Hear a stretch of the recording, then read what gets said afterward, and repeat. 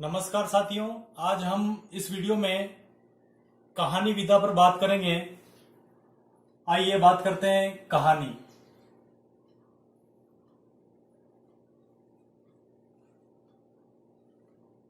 कहानी किसे कहते हैं? हम सब ने बहुत कहानियां पढ़ी है। तो आपने कहानी के संदर्भ में मुंशी प्रेमचंद का नाम सुना होगा। मुंशी प्रेमचंद कहानी को गल्प कहते थे। गल्प बंगला भाषा का शब्द है। इसी प्रकार से ऐतिहासिक कहानीकार हैं जयशंकर प्रसाद। जयशंकर प्रसाद कहानी को सौंदर्य की एक झलक कहते थे। जयशंकर प्रसाद कहानी को सौंदर्य की एक झलक कहते थे। इसी प्रकार से कहानीकार हैं जैनेन्द्र। आप सबने उनका नाम सुना होगा। जैनेन्द्र का नाम सुनते ही आपके मन में पाजेब कहानी याद आई होगी। मनोविश्लेषणवादी कहानीकार हैं जैनेन्द्र।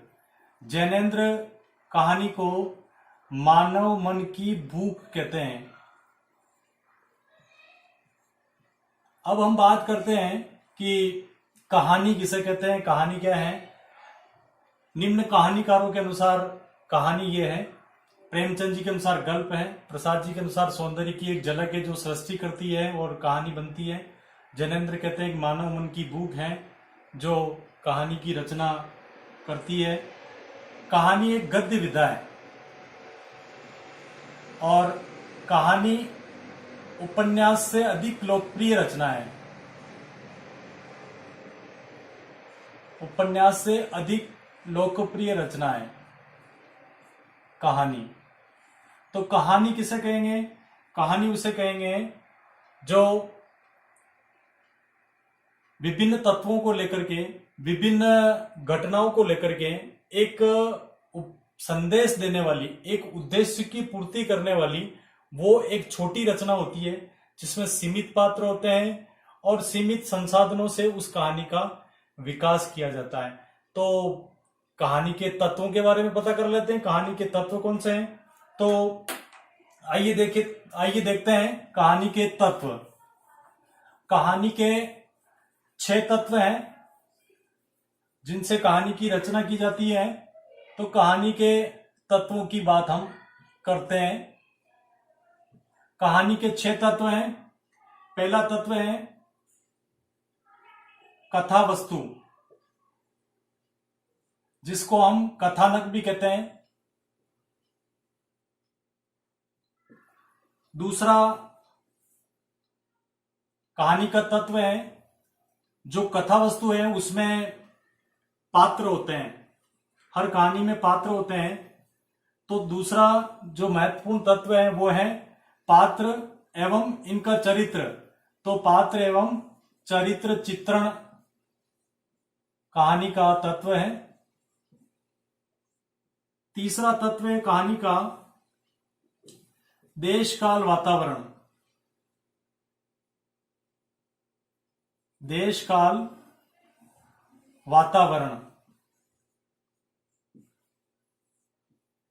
चौथा तत्व है संवाद, जिसको हम कथोपकथन भी कहते हैं। पांचवा तत्व है भाषा शैली।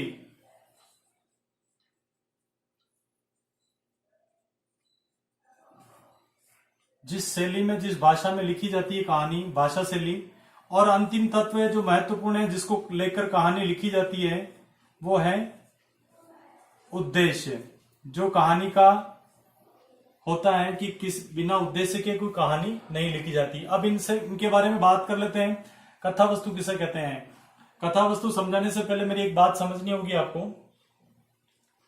हमारे घर में कोई फिल्म देख करके आया है, थिएटर से, तो हम पूछते हैं कि फिल्म कैसी लगी, फिल्म में कौन था और फिल्म में क्या क्या हुआ। तो जब वो हमें सुनाता है, उसने 3 घंटे की फिल्म देखी, हमारे को 10 मिनट में सुना देता है, तो वो जो सुनाता है उस को हम सावधानी से सुनते हैं तो उसमें 4 बातें पता लगती है। वो कथा वस्तु के चरण हैं। पहला है उस कहानी का प्रारंभ, कहानी कैसे प्रारंभ हुई या फिल्म कैसे प्रारंभ हुई, प्रारंभ। उसके बाद में उसका मध्य आता है, उसके बाद में उसका चरम आता है और अंत, उसका अंतिम चरण होता है। इस प्रकार से 4 चरणों को लेकर के कथा वस्तु का गठन किया जाता है। अब हमने जब 3 घंटे की फिल्म को 10 मिनट में सुना तो उसमें संक्षिप्त किया, उसको छोटा कर दिया। तो ये कथानक का सबसे महत्वपूर्ण तत्व होता है कि वो संक्षिप्त होती है, कहानी भी संक्षिप्त होती है और कथा वस्तु उसका संक्षिप्त रूप होता है। अब हम बात करें तो कहानी का निर्माण कैसे किया जाता है, तो हमें 2 बातें पता होगी कि समाज में विभिन्न प्रकार की घटनाएं घटित होती हैं। जो घटनाएं सूक्ष्म होती हैं या अति सूक्ष्म होती हैं या बड़ी होती हैं, उनको लेकर के कहानीकार कहानी की रचना करता है। तो जो छोटी घटना है, सूक्ष्म घटना है, उसको लेकर के जब कहानीकार लिख रहा है तो उसमें कल्पना का समावेश करता है और इस कल्पना के सहारे उस छोटी घटना को और विस्तार रूप देता है। ये कथानक की विशेषता है। कथानक का बिंदु है, केंद्रीय बिंदु है कि वो संक्षिप्त होगा, कहानी का कथानक संक्षिप्त होगा। इस प्रकार से हम बात करें तो एक होता है कहानी में द्वंद्व चलता है, कहानी में द्वंद्व चलता है। ये द्वंद्व जो होता है वो उस कहानी को आगे बढ़ाता है और हमें आगे तक पढ़ने के लिए या फिल्म को आगे तक देखने के लिए हमें मजबूर करता है। वो द्वंद्व जो होता है वो आगे बढ़ाता है।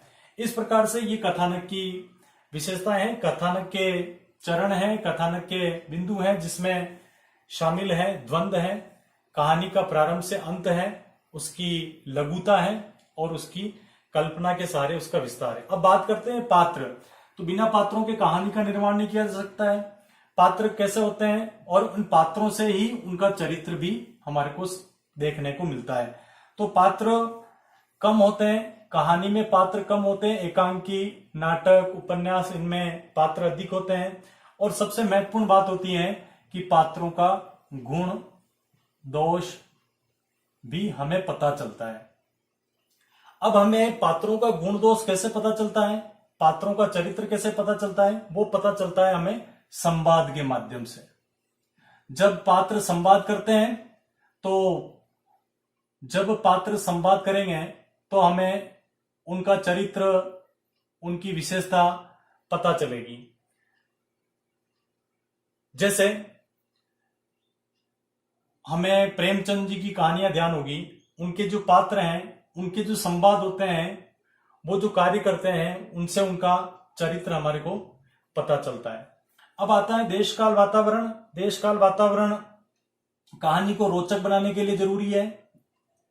कहानी में प्रामाणिकता लाने के लिए जरूरी है और कहानी को विस्तार देने के लिए और बढ़ाने के लिए देशकाल वातावरण जरूरी है। देशकाल वातावरण होता क्या है, देखिए सबसे पहले हम यहीं से बात करें। देश का अर्थ है वहां के परिवेश से, काल का अर्थ है समय से। वातावरण जो उस समय का दृश्य उपस्थित हमारे सामने हो रहा है वो है, जैसे कोई कक्ष का दृश्य हो सकता है, खेत का दृश्य हो सकता है, नदी का दृश्य हो सकता है, वेशभूषा और ऐसे इसमें अनेक प्रकार के जो हमारे को दिखाई देते हैं, वो सब उस कहानी का निर्माण करते हैं, उस वातावरण का निर्माण करते हैं। संवाद बहुत महत्वपूर्ण होते हैं। संवाद को हम कथोपकथन भी कहते हैं, लेकिन संवाद के बारे में एक विशेष बात जो वो है मानसिक अंतर्द्वंद। संवाद जो है मानसिक अंतर्द्वंद के सहारे आगे बढ़ते हैं, और मानसिक अंतर्द्वंद जब पात्रों के बीच में होता है, उनके संवादों में होता है, तो उनकी मनोदशा या मनोभाव को प्रकट करते हैं। और ये मनोभाव जो हमारे सामने प्रकट हो रहे हैं, ये उस पात्र का चरित्र उजागर करते हैं, उसके चरित्र की विशेषता बताते हैं। इसी प्रकार से जब हम बात करते हैं आगे, तो भाषा शैली, भाषा बहुत जरूरी है कहानी को प्रस्तुत करने के लिए, कहानी में कलात्मकता लाने के लिए भाषा शैली आवश्यक है। और ये भाषा की बात हुई, शैलियां कहानी की अनेक प्रकार की होती है। ऐतिहासिक शैली हो सकती है, मनोविश्लेषणवादी हो सकती है, डायरी शैली हो सकती है, कोई सी भी शैली हो सकती है। तो इसकी बात हम आगे की वीडियो में करेंगे कि शैलियां कौन सी होती है। तो भाषा शैली भी कहानी को प्रस्तुत करने में, उसमें कलात्मकता लाने के लिए, सौंदर्य लाने के लिए, आकर्षण लाने के लिए भाषा शैली बहुत महत्वपूर्ण होती है। और अंतिम जो है, जिस उद्देश्य को लेकर के कहानी की रचना की गई, वो उद्देश्य महत्वपूर्ण होता है। कहानी का उद्देश्य मनोरंजन करना नहीं होता है। कहानी का उद्देश्य मनोरंजन के साथ साथ कोई न कोई संदेश समाज को मिले, इस प्रकार की रचना उसमें की जाती है। तो वर्तमान की कहानियां जो है, आधुनिक कहानियां, उसका एक उद्देश्य मैं आपको बता रहा हूं, आदर्श के साथ साथ यथार्थ का चित्रण करना। इस प्रकार का उद्देश्य लेकर के कहानी लिखी जाती है। एक विशेषता है, जैसे उसके जो पात्र हैं वो आदर्श के साथ भी चल रहे हैं और